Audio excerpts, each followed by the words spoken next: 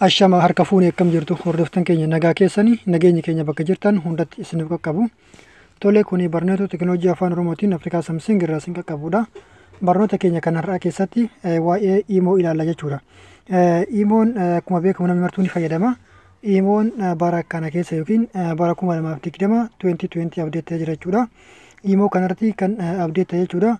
Wantoota duraan hin qabne waan lamatu dabalame jechuudha.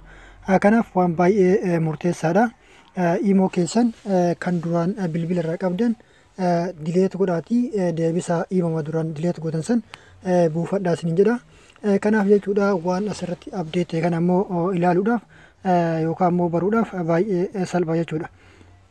Kanaaf gama barnoota isin dabarsuun duratti warroonni gama Afrikaa Samsing haaraa dhuftan chaanal Afrikaa Samsing akka subscribe gootan isin gaafadha. Akkasuma immoo viidiyoo keenya kan daawwattan like share gochuu hin dagatinaa. Gaafii fi yaada qabdan gara koomentii fi keessaan gaafachuu hin dagatinaa jecha gama barumsaatti isin dabarsaa hanga xumura viidiyoo kanaatti daawwachuudhaan na faana tura.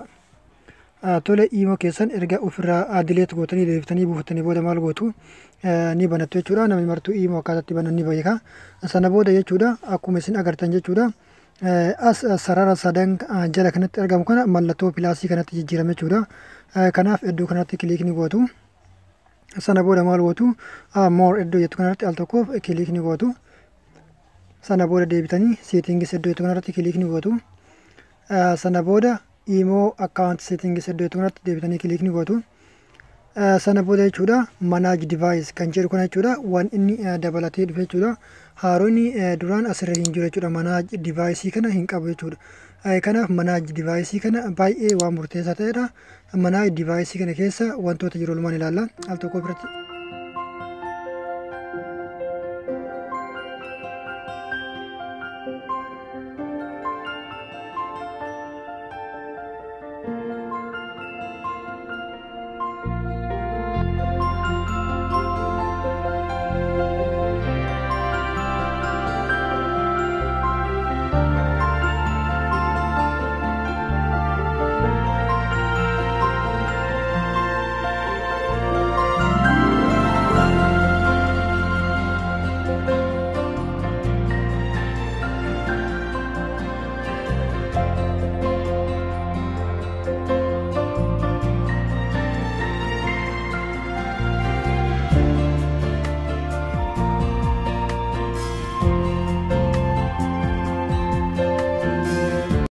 Kanaaf jechuudha sararuma kana erga bu'uudhaan maal gootu privacy iddoo jettu kanarratti kiliikni gootu. Sana booda calls iddoo jettu kanarratti iddoo calls jettu kanarratti kiliikni gootu. Sana booda everyone fi my contacts kan isin fidu. Kanaaf duraan kan asirra haala yoo jiraate jechuudha. Iddoo kanarratti gabbuudhaan nama bilbila keessan jechuudha IMO keessan namnummaan argee akkasinitti hin bilbilleef ofirraa ugguruu dandeettu jechuudha. Kanaaf egaa hordoftoota keenya jechuudha irraa fayyadamtoota abdii qaba.